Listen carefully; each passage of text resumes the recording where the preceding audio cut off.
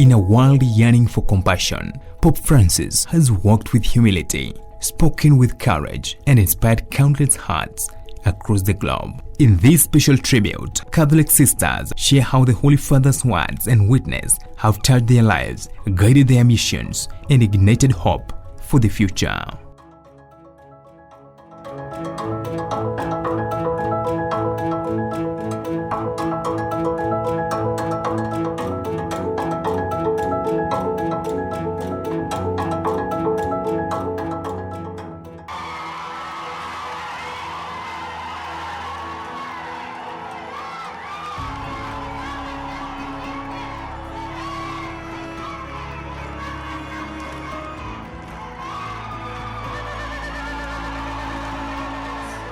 Tumsifu Jesu Christu. Dear Holy Father, before you are many members of the AOSK, the Association of Sisterhoods of Kenya. This association is recognized as an ecclesial association, representing over 160 congregations of institutes of consecrated life and societies of apostolic life here in Kenya. I am Sister Agnes Wamuyugure, a Franciscan Elizabethan sister. I was, and I still feel blessed that I was present when the Pope came to Kenya in 2015. That was the year for the consecrated life. And by then I was the General Secretary for the Association of Sisters of Kenya. My name is Sister Hedwig Muse. I belong to the congregation of the Little Sisters of Mary Immaculate of Gulu, and I work for the Association of Sisterhoods of Kenya as a legal officer. I'm an advocate of the High Court of Kenya, and besides that I work for Catholic Care for Children in Kenya, and formerly have been working with Justice and Peace. When the name of Pope Francis is mentioned, one thing that comes very vivid in my mind is a Pope for the people. And this goes without saying, because he has been there for humanity.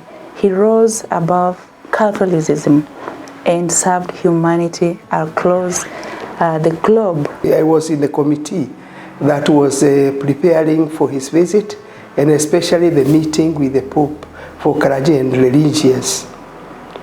I feel very blessed to have met him. I feel very blessed to have even seen him from very close, and even to have conducted a prayer and welcomed him to the gathering. Partners in the ministry of service. Partners in the ministry of justice and peace. Partners in caring of the earth.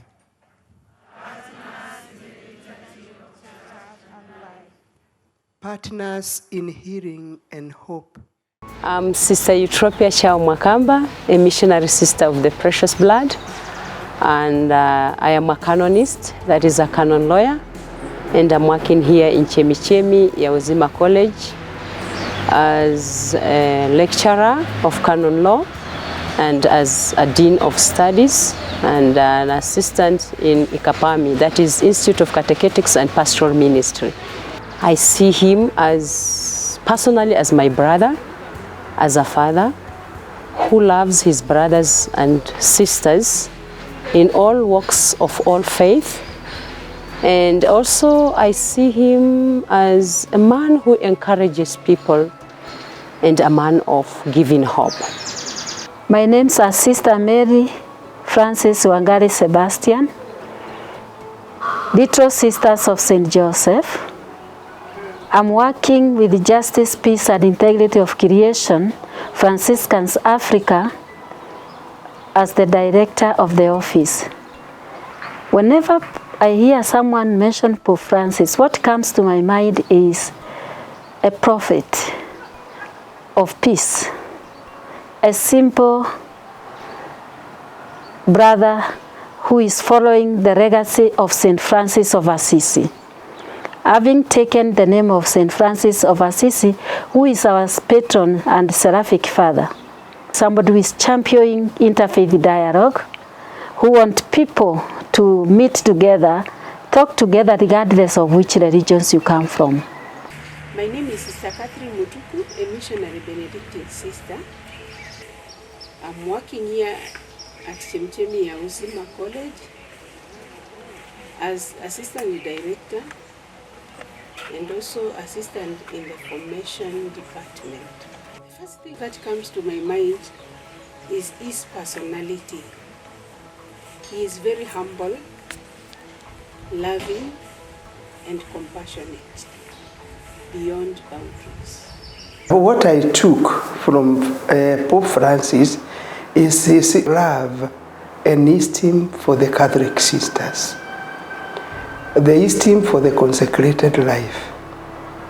On that day, that was a very rainy day, it seemed that his coming actually was a baptism, and this did not deter him from even coming to where we were. I met Pope Francis twice in my lifetime. In 2015, that is here in Nairobi, Kenya, and also I met him in South Korea, that is August 2014, when I was working in South Korea. That time I remember we had a conference with him, we all religious sisters and brothers and fathers, and he came to visit us in Kotungne, that is Cheongju Diocese. And I remember when we were in a crowd of religious, he pointed us. He pointed us because we were in a crowd. We were, of course, we can say African sisters. And he noticed us immediately because we were in between the crowd of the Korean sisters and brothers and fathers. In 2015 and last year, I have had interaction with him, especially during his audience at the Vatican. And last year when I attended the General Chapter of the Missionary Benedictine Sister, I got an opportunity, a very close opportunity, to greet him. And together with my sisters, we were able to have a communication with him, though not directly, because we were a group. And I could see his love and respect for us religious women. And he appreciated the work we do in the church. He came to awake us, and we felt it in his words. And by his presence and our presence on that ground was a privileged moment for us to say that we are alive and we have woken up and we are waking up because the world needs to hear us and to know the truth about God and even to highlight our presence in the community. We as religious women, we are very happy that the Pope increased our visibility in the church. Right from the Vatican, where now as I talk, there are a number of religious women holding very influential position, not just to be there as religious women, but to make an impact, to bring up the visibility of the role of women religious in the Catholic Church. I myself, Pope Francis has influenced me to be faithful in my religious life. The modification he made in religious issues, they are all meant that religious people to become more faithful, more committed to the life they are living. An outspoken Pope, a leader who leads by action, a leader who leads through humility, and a leader who leads opening hearts to everyone who comes to him. I remember the first gesture that struck me about Pope Francis is when he was elected. He stepped out to the balcony, and the first thing he did to the people or to the audience, he asked for their prayers even before he gave his blessings. He gave me a great sense of my dignity as a religious woman, and he also confirmed me in my faith in that gathering. For me, it was an awakening moment. It was a moment in contact really with the church. Pope Francis has been known for synodality, that we all join hands in solidarity, in communion, to grow up our church. Not forgetting his exemplary life of humility. He broke the usual positions of papacy where popes had to live in a particular way. He chose a life of simplicity because, again, he was mindful of the poor, the marginalized in our community, and kept challenging all of us on how can we support and be mindful of those around us that cannot afford certain ways of life. How can we support them in their basic needs, above all in spiritual growth? It is a Pope who was connected with the nature, a Pope who was connected with the people, and who wanted people to live in fraternal love, and who wanted people to live with respect with all creatures.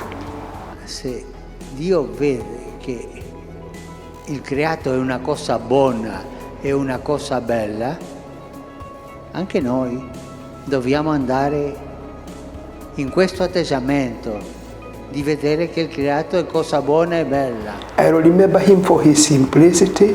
I will remember him for his down-to-earth catechesis, the message he left to us, that we were called and we must continue his work on earth. When he chose the name of Francis, for me this name already was implying something very unique, that he will bear the spirit of Saint Francis. I saw in him the humility, the compassion that he would take to the people who are excluded at the margins, the poor. I saw the care of God's creation, which became very loud with his Laudato Si. I also saw a leader reaching out and renewing the church. He was a great champion of non-violence, that he had interventions, had dialogues in various countries that have been faced with conflicts. Latest, and one that is close to us, is South Sudan, that his visit also yielded fruits. Not forgetting environment, care for Mother Earth. And we remember him for his very renowned encyclical letter of 2015, Laudato Si, that has had a very great impact in the church and outside the church, that we need to preserve our environment for ourselves and for the future generation. You know, I am a Franciscan sister, and when Pope wrote the Laudato Si, that was the document that was in my heart, because it is really the Francis of Assisi saying, Laudato Si, my Lord, for my brother and for my sister, how we can live more harmoniously. And the Pope outlined this in the Laudato Si, that we have to live as brothers and sisters. Look at those who are most vulnerable in the community. Pope Francis is a very peaceful man, and he's down to earth, he's humble. Pope was a holy man that wanted a community of peace and harmony and promoted dialogues. We are all challenged every day to be promoters of peace, promoters of love, promoters of unity. I didn't know Pope Francis, but I have known him in his ministry. If I was asked if I could have chosen him then, I would have said I don't know him. But now that I know him, if he would come back to life, I think I will choose him today. He was a very kind man, very humble, close to the people. The Pope lived the gospel values, exemplary, exhibiting the Catholic social teachings practically with his own exemplary life and with his own way of administration as the Pope and the Pontiff, the Supreme Pontiff of the Catholic Church. Pope Francis will forever live in my heart and in what actions I'll be taking as from now. His humility, was beyond compare. And this has really challenged me. I may not be like him, but if I don't have humility, what I'm doing is rubbish.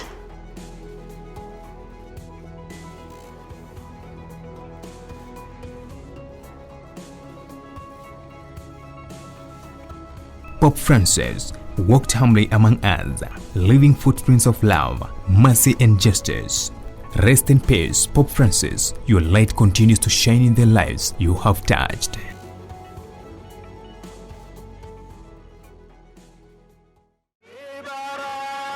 Kutoka kwa Mungu